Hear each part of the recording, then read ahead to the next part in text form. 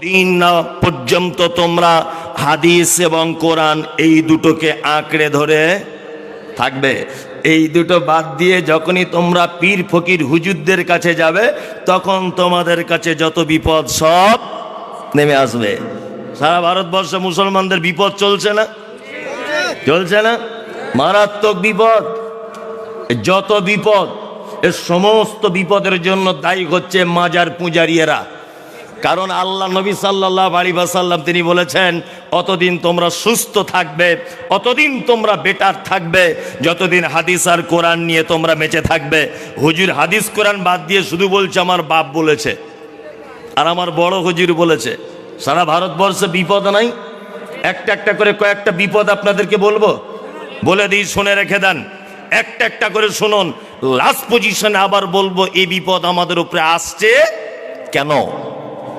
এক, সর্বপ্রথম আপনারা জানেন যে 1992 সালে 6 ডিসেম্বর বাবরি মসজিদ বলে একটা মসজিদ ছিল, আর এই মসজিদ যিনি নির্মাণ করেছিলেন ওনার নাম হচ্ছে ইব্রাহিম লোদি।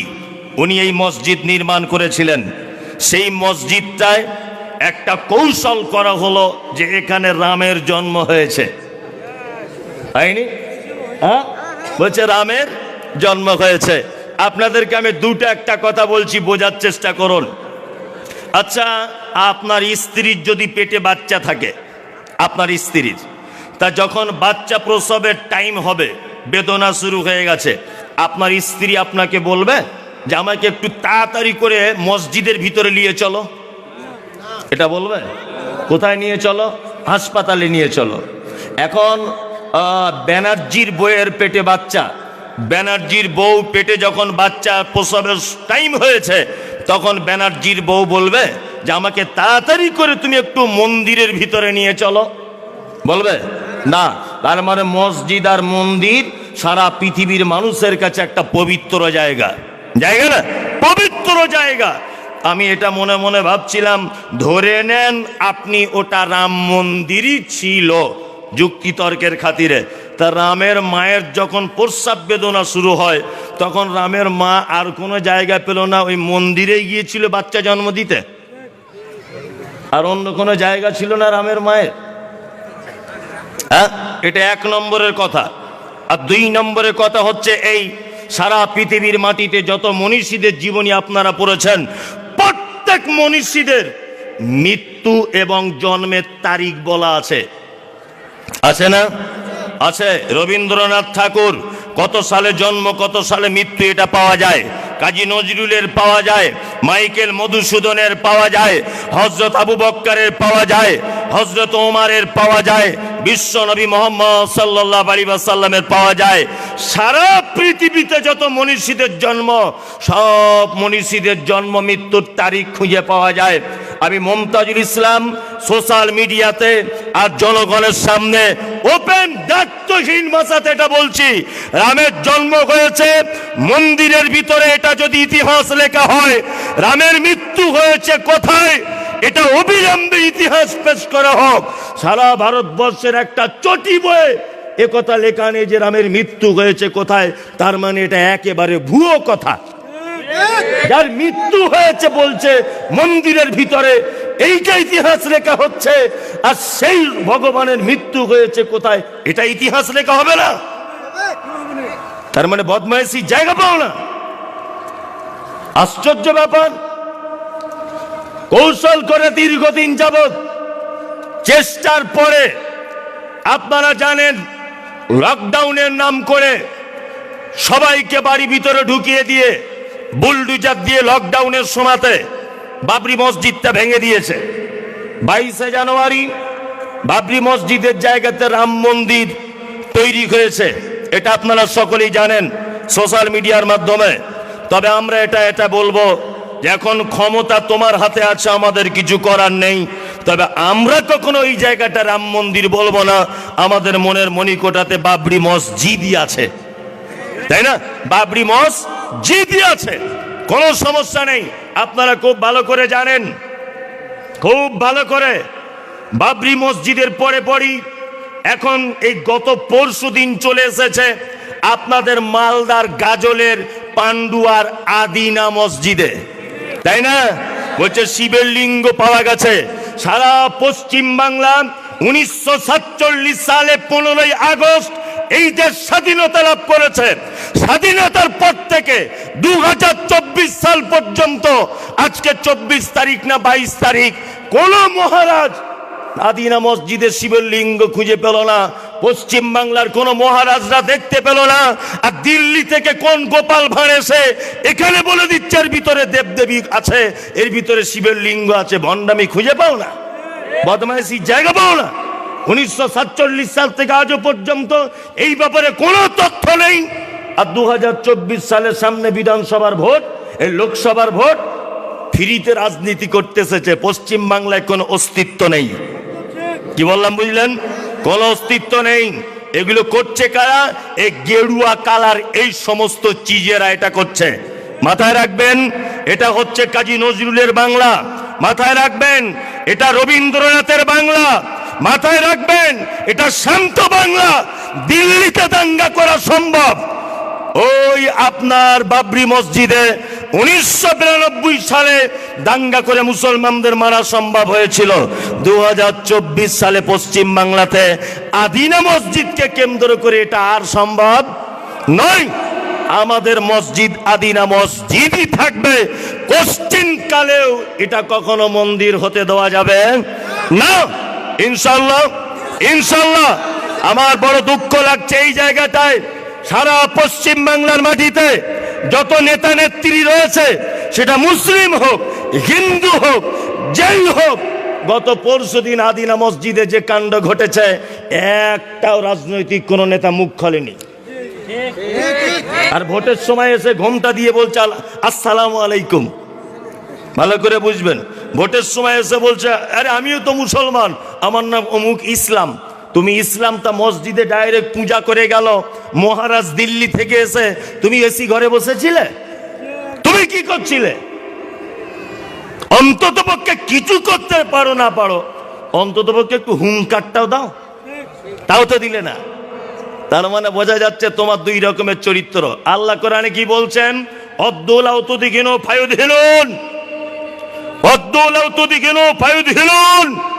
আল্লাহ নবীকে বলছেন, নবী আপনার পক্ষে এটা উচিত হবে না যে আপনি তাদেরকেও বলবেন তোমরা 360টা দেবদেবী পূজা করছো, করো, আমি আমার আল্লাহকে মানছি, মানবো, আর তুমি তোমার মতো থাকো, আমি আমার মতো থাকি। এটা কখনোই উচিত নয়। নয় ইস্পার, নয় উস্পার। আদিনা মসজিদ থেকেও আস্তে আস্তে আপনাদের মালদা তো দেখবেন কোন দিন বলবে ওখানেও রামের মন্দির ছিল। মানে কাজ খুঁজে পায় না, কি করবে? কাজ তো কিছু করতে হবে। কি বললাম বুঝলেন না? আর তার আগে দেখছি আবার বলছে এনআরসি করে দিব, যে মুসলমানগুলোকে সব এক জায়গায় ডিটেনশন ক্যাম্প তৈরি করে রেখে দিব, বলছিল না? বলছিল। একটা কথা বলছি শুনুন, ক্ষমতা বেশি দিন থাকে না। শাহজাহান টিকে নেই, আলমগীর টিকে নেই, আছে? সেকেন্দার টিকে নেই, আছে? বাহাদুর টিকে নেই, আছে?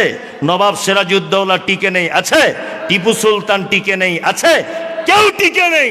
তোমার মতো পাগল আর বেশি দিন টিকবে না, সারা ভারতবর্ষের মানুষ জেনে গেছে। কাজ নাই, কিছু নাই, বলছে ডিটেনশন ক্যাম্প করতে হবে। কেন? বলছে মুসলমানগুলো এটা অনুপ্রবেশকারী, এরা অনুপ্রবেশকারী। আরে সারা ভারতবর্ষে পশ্চিম বাংলায় যদি আদি লোক কেউ থাকে, তাহলে মুসলিমরা আর ঘোষেরা আছে। আদি কি বললাম বুঝলেন? আমরা বলছি আমরা নাকি বাংলাদেশ থেকে এসেছি, পাকিস্তান থেকে এসেছি। আরে গাধা, তোমার মাথায় গোবর আছে? তুমি জানো যে 1000 বছর এদেশ আমরা শাসন করেছিলাম? মনে আছে এটা? তারপরে এসেছে ব্রিটিশ, প্রায় 180 থেকে 200 বছরের কাছাকাছি শাসন করেছে। তারপর এসেছে কারা? তোমরা। 1947 সালে তোমরা পাল্টাপাল্টি করে তারপরে দেশে ক্ষমতা এসেছো। 1000 বছরে দেশ শাসন করেছিল কারা? 1000 বছর আমরা শাসন করেছি, আমাদেরকে বলছে অনুপ্রবেশকারী। ওই যারা পাকিস্তান থেকে এসেছে, মানে কিছু খুঁজে পায় না।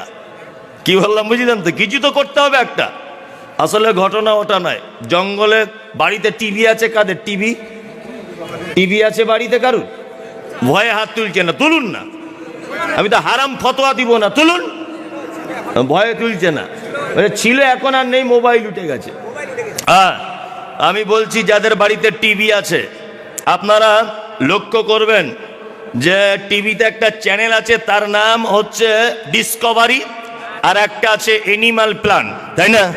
ওই দুটো চ্যানেলে কি দেখায়? শাহরুখ খান, সালমান খান, প্রীতি জিন্টার, হেমা মালিনী, ঐশ্বর্য, এদের দেখায় না? কি দেখায়? ও দেখায় পশু পাখি, বাঘ, ভল্লুক ইত্যাদি। জঙ্গলে অনেক রকমের প্রাণী আছে, গরু আছে, ছাগল আছে, বাঘ আছে, সিংহ আছে, হরিণ আছে, সবাই আছে।